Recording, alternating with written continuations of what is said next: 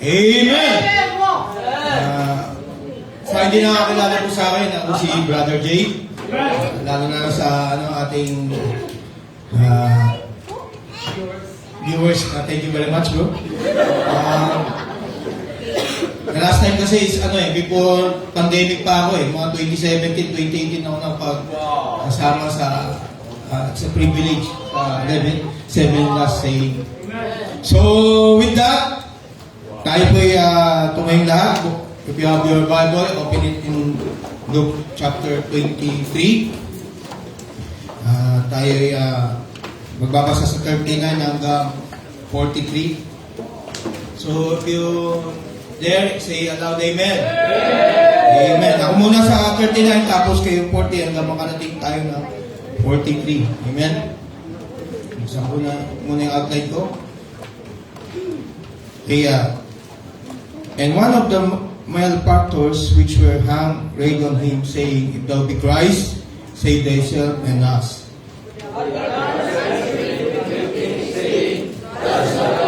God, seeing thou art in the same condemnation, and we indeed justly, for we receive the due reward of our deeds. But this man had done nothing amiss. And he said unto Jesus, Lord, remember me when thou comest in the thy kingdom. Sabay-sabay tayo sa 43. And Jesus said unto him, Verily I say unto thee, today shalt thou be with me in paradise. Tayo muna sa daling manalangin. Heavenly Father, dear God, muli kami po ay nagpapasalamat, lalong-lalo na po ako, Panginoon, na makapagbahagi po na yung salita. Salamat po sa kaligtasan, Panginoon, yung bigay sa amin, sa buhay na walang pinagkalo, sa hindi pa po nakapakilala sa inyo, Panginoon. Tulungan niyo po siya, Panginoon, lalo na mga bisita, na makilala po kayo sa Espiritu at Katanan. Kaya po kaming nakakayaan, Panginoon, sa inyo ng pamilalapit at patawad po sa amin na gawang kasalanan. Jesus' mighty name, Amen. Amen. Time of concentrates, and Jesus said unto him, Verily say unto thee, today shall thou be with me in paradise. Ang pag-usapan natin is the way to paradise. Wow. Amen. First, you must believe in Jesus Christ as His Lord and Savior. Amen. So yung isang malefactors doon, sabi niya, and one of the malefactors which hung right on him, saying, Thou Christ, save thyself. Pinukutsa niya ang Panginoon. But the other answer, rebuke him. Pag sinita, say it, does not thou be fear God? Hindi ka natatakot sa Diyos? Seeing thou in the same condemnation, and we did justly. Dahil alam nila, sila napatunayan na sila may kasalanan sa sanlibutan. May kasalanan sila dahil sila ay kriminal. Even si Pontius Pilate nagugas ng kanyang kamay na itong tao na to, wala siyang makita ang kasalanan sa ating Panginoon Kristo. Amen? Very good. But, nakita ng Panginoon, na-recognize niya yung malefactors na isa, na sa kanyang puso. Siguro, nung hindi pa siya nandun sa cross, nasa labas din siya, nakakapakinig siya ng salita ng Diyos, yung nangangalan ng Panginoon sa Kristo. So, na-recognize siya ng Panginoon. Sabi niya, Verily say I unto thee, today thou shalt be with me in paradise. So, siya lang ang may authority. From that time, na sigurado, na pinaniniwalaan niya, na sapat na yung buhay ng Panginoon sa Kristo, na pag mamatay siya, sa langit siya pupunta. Amen. Amen? Amen. At kung sabi niya sa Romans 10:13, alam po, sa mga hindi sa mga bagong panglabay, ang Romans 10:13, sabi ng Panginoon, For whosoever shall call upon the name of the Lord shall be saved. Amen. Sino mang tumawag sa Kanya, siya maliligtas. Amen. Amen. Hindi kaya ng tao lang yan. Tanging ang Panginoon sa Kristo, ang siyang magdadala sa langit, sa paraiso, which is heaven. Amen. Marami nang nangaral dito. Amen. Naiyak pa na ako, pero ito yun. Amen. Amen. Hindi na kami. Sa Romans 10:9 sabi niya, you have been, that if you shall confess with thy mouth the Lord Jesus, kung mangungumpisal ka sa Panginoong Jesus, kung ka mangungumpisal sa tao, hindi ka kaya iligtas na kapatid. Amen. You shall believe in thine heart, sa puso, kapatid. Alam ko naman ng tao may puso, Yes. pero huwag yung tigasan, kapatid. Yeah. Amen. Sa oras na ito, binigay niya ang kanyang buhay para sa ating makasalanan. Sino man manampalataya sa Kanya, ay kasama niya sa langit. Amen. Yes. Salamat sa Panginoon, salamat sa Diyos na meron tayong Bible na pinangangaral sa sanlibutan. Ako, dati akong pasaway. Amen. Yan ang pasaway. But thank God, pag pumikit man ako, kunin man ako ng Panginoon ngayon, sa langit ako pupunta ako kayo. Huwag kayong umiyak. Umiyak na kayo. Pakita ko pa. Pero alam ko, nagmamahal tayo. Amen? Amen. Pero salamat sa Panginoon. Na meron tayong church Yes. na itinuturo si Jesus Christ is only way to heaven. Amen.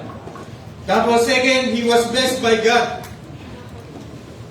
Sabi niya sa John 3:16, for God so loved the world that He gave His only begotten Son, that whosoever believeth in Him should not perish. Amen? Amen. Hindi ka na pupunta sa impyerno, kapatid. At meron tayong buhay na walang. Hindi man natin alam kung hanggang kailan tayo sa mundo. Ang kagandaan nun, magkita-kita tayo sa langit. Amen! Sabi nga ng Panginoon, in Jesus natin, I am the way, the truth, and the life. No man cometh to the Father but through me. Amen. Amen. So, nireceive siya ng Panginoon. Yung isa doon, shoot siya sa impyerno. Amen.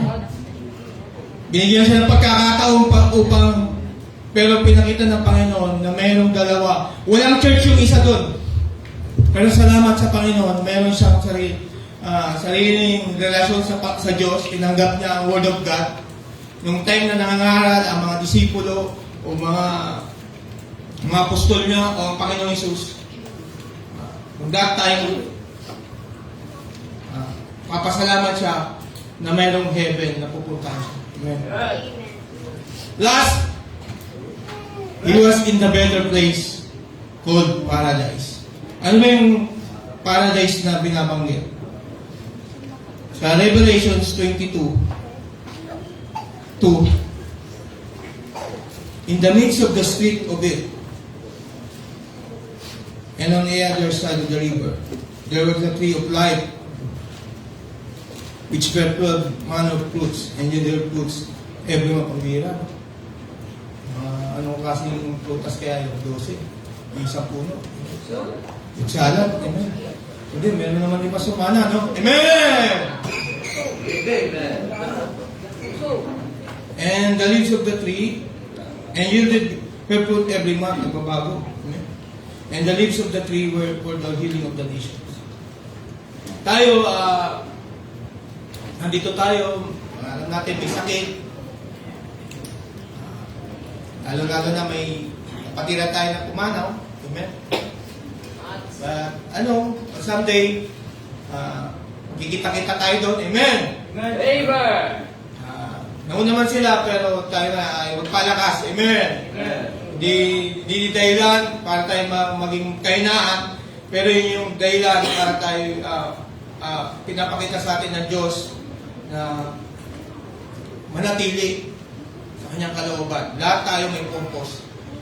Ang ano nito ay tayo magpalakas at yung relasyon na yun ay i-build pa natin para sa kanya. Amen. Amen. He is rejoicing. Amen. Amen. Tayo man nagagalak. Nagagalak. Tayo man ay may kalungkutan, pero alam natin masaya siya. Amen.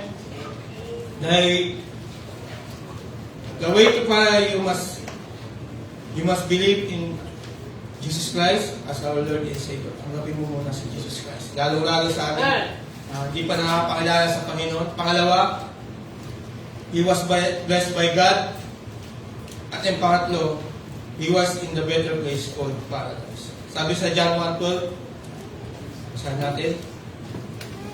But as many as receive Him, to them give Him power to become the sons of God.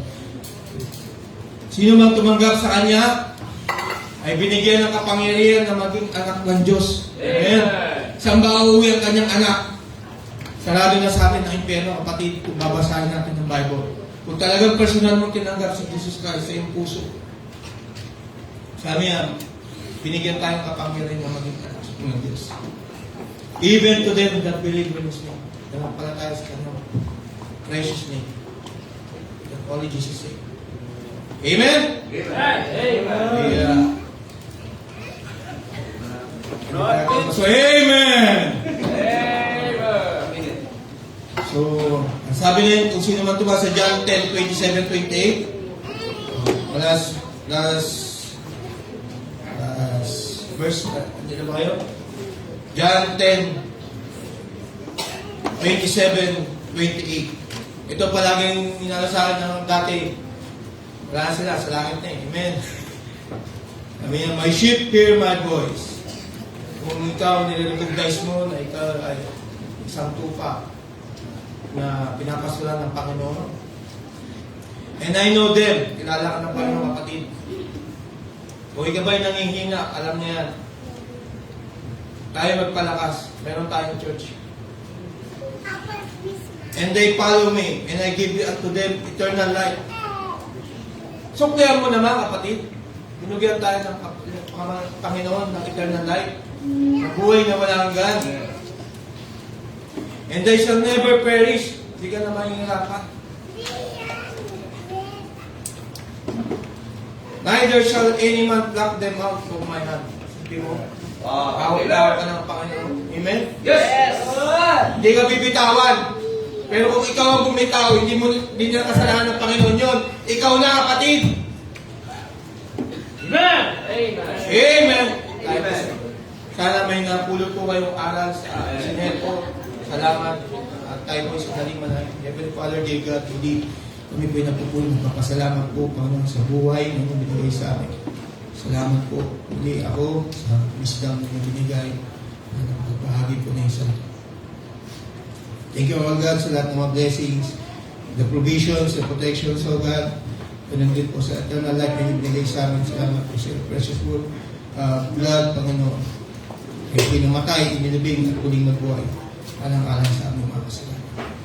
Tumasawag na lang sa Panginoong Jesus. Amen. Amen. Thank you, Brother G.